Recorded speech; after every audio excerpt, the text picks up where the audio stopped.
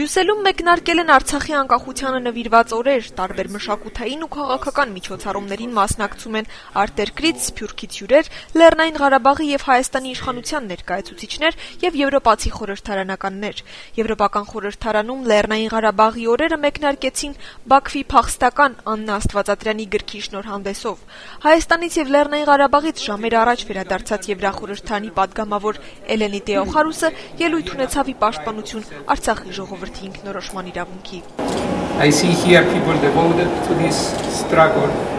Ես այստեղ այս պայքարին նվիրված մարդկանց եմ տեսնում եւ հավատում եմ, որ մենք շարունակելու ենք պայքարել ժողովրդի ինքնորոշման իրավունքի համար եւ չենք դադարի, մինչեւ որ դուք չունենաք որոշելու հաստատված իրավունք։ Ադրբեջանում հայերի դեմ բռնություններ վերապրած Աննա Աստվածատրյանը Բաքվի ջարդերի եւ հայերի տարհանման տարիներին դպրոցական է եղել։ Սեփական աչքերով տեսած դեպքերն ու իր զգացողությունները Աննան հանձնել է օրագրին, երբ իր ցեղասպանություն վերապրած ընտանիքը ստիպված է եղել այս անգամ էլ մազապուրց լինել Բաքվում կատարվող բռնություններից։ I think it's important because Armenia being a part of Europe.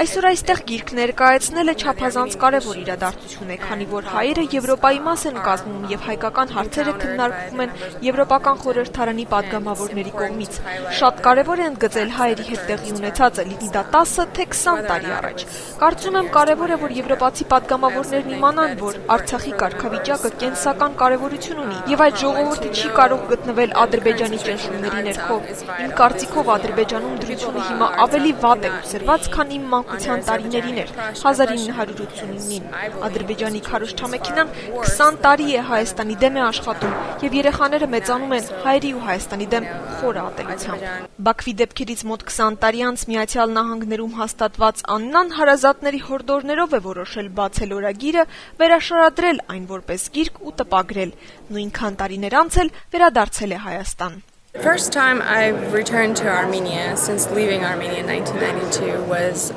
last month in September, 3 weeks ago.